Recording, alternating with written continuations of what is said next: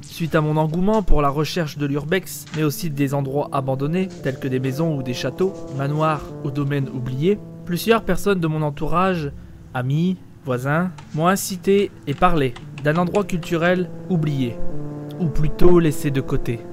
C'est alors que je me suis plongé dans des documentations, qu'elles soient photos, vidéos ou encore écrits.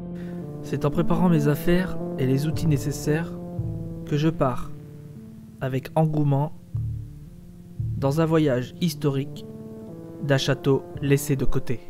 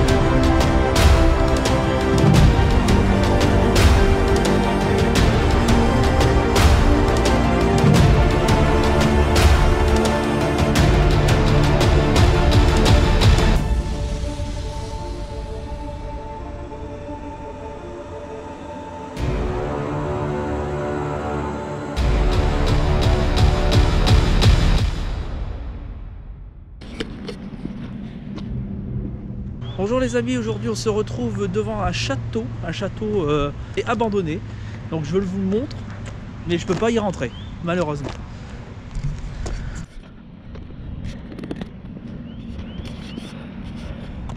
Le terrain appartient à la ville, sauf le château, qui a été racheté, mais abandonné.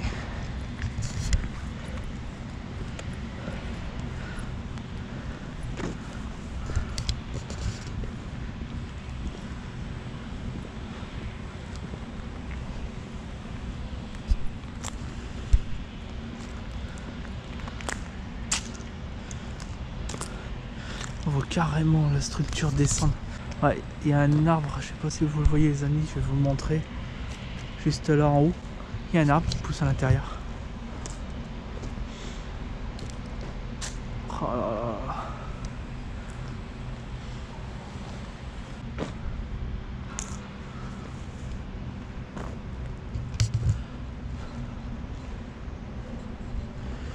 Ce qui est dommage, c'est que la mairie a mis des barrières pour interdire au public, ce qui est normal. Il faut savoir que le bâtiment est très ancien, c'est-à-dire qu'il part en ruine complètement de l'intérieur, puis on voit des fissures. Je sais pas si on le voit là-bas en haut. Je vais faire un zoom. Allez, s'il te plaît, donne-moi le zoom. Oh, il a bugué. Bon, il a bugué. On dirait qu'il y avait des trucs là, tu sais là sur le côté là, pour comment dire? Les échafaudages? Non, non, là regarde, on dirait qu'il y a c'est un rouleau là. On dirait que c'est un genre de stand, tu sais, comme pour protéger une ombrelle, un truc comme ça. Ah oui, là, oui, on voit là. Ici.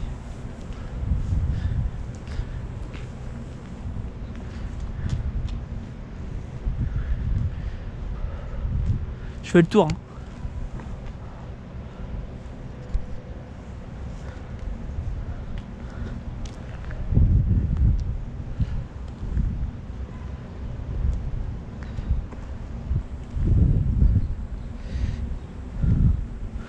Ce qui est dommage quand même.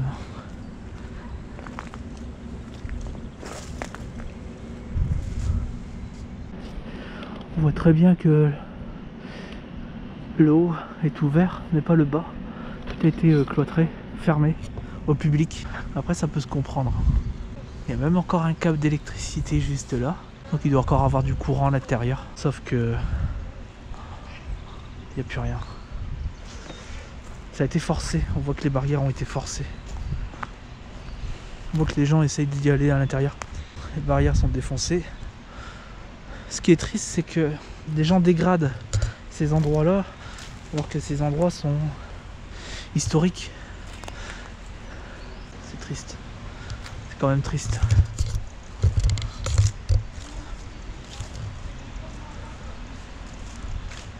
Bon, il n'y a rien à voir, mais bon. Vous voyez, toute la barrière, tout le long. Et on voit qu'il y a des gens qui essaient d'y aller. Mais pour préserver un monument comme ça, il faut pas y aller.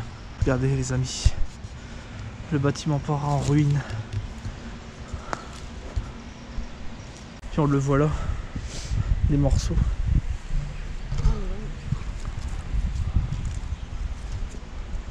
Pardon. Oh, t'es parti en vrille toi. Carrément.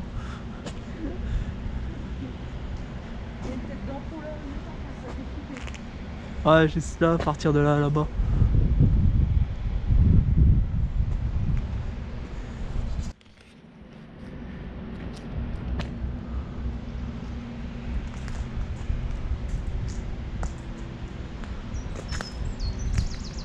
Alors, heureusement, moi je rentre pas là-dedans. Moi.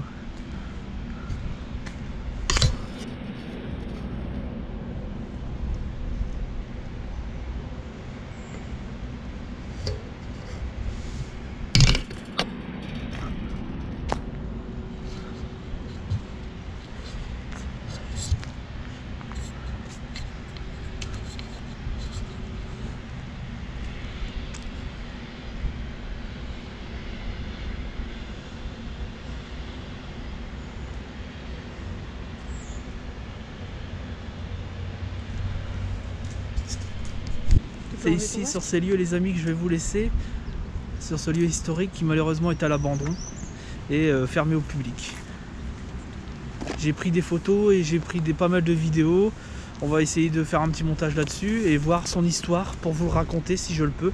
Si j'ai des informations sur internet, sinon j'irai voir directement la mairie. Allez, zou. C'est en remontant dans son passé, au début du XXe siècle, première fondation, non loin du centre-ville, dans son parc bordé par la rivière de l'Aa, que verront des badauds la construction du château de Westhoff par M. Prudent Avaux, dans un style néo-renaissance, modernisé, avec ses très jolis ornements sculptés, d'un très jolis escaliers et de son plafond, vitré, et par sa salle à manger, largement éclairée. Pendant la Première Guerre mondiale, le général Foch fit 2 courts séjours, les 16 et 27 avril 1918. Il est mentionné que le général Foch était homme de foi, et aussi d'une grande courtoisie rare. Quand il rentrait tard d'une inspection du front, il quittait ses bottes au bas des escaliers pour ne pas déranger ses hôtes. À son dernier séjour, il conseille à M. Prudent Avaux d'accepter d'aller rejoindre ses enfants sur Paris, qui s'inquiétait de voir s'attarder à Blandec, près du front, à son grand âge. Foch lui facilita les démarches et le voyage. Prudent Avaux mourut à Paris fin décembre 1918, sans avoir revu Blandec une dernière fois. La propriété demeure inhabitée pendant environ 8 années. C'est à la fin des années 1930 que le château connut des moments moins glorieux. Il fut réquisitionné une première fois par les soldats entre 1939 et 1940.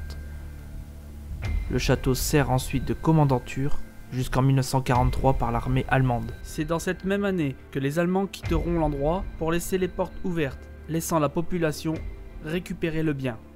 Le château devient propriété communale. L'ensemble, parc et château, a été transformé en centre sportif, avec terrain de sport dans le parc et vestiaires dans le château. Dans les sous-sols, un mur est enlevé pour en faire des douches, ce qui fragilise l'édifice. Le château est alors fermé au public en 2004 et l'accès est fermé par des grilles, ce qui n'empêche pas le vandalisme. L'ensemble sera entièrement vandalisé. La mairie prendra la décision de fermer par des panneaux de bois les entrées, fenêtres et portes en 2014. son état devient très préoccupant. Une association se bat pour sauver le château, qui malgré plusieurs relances, commence à perdre de son éclat d'antan. Le maire, ne voulant pas s'investir, très peu de chance est donnée alors au château, malgré plusieurs pétitions de citoyens et d'amoureux de cette architecture pour le moment. C'est alors que Stéphane Bern est sollicité, mais ne répondra pas au courrier selon les dires. André Bidault, président de l'association L'élan du château de Vestov, donne de tout temps que possible et fait appel aux journaux, à la mairie, faisant plusieurs manifestations de donation. Un plan est donné à la mairie. Un bassin de rétention d'eau devrait être mis à jour. Le parc de Vestov est amputé de centaines d'arbres. Personne ne sait si le projet a été mis sous clé ou pas. Stéphane Bern est relancé et averti, il se montre un peu surpris par cette requête, puisque le maire n'avait pas trouvé bon de répondre à la première sollicitation. Stéphane Bern a tout de même accepté et dit de relever le défi. Il viendra donc quand son emploi du temps lui permettra. C'est enfin que le maire de Blandec accepte d'envisager enfin l'avenir de cet édifice, selon l'article de la Gazette du patrimoine. Affaire à suivre.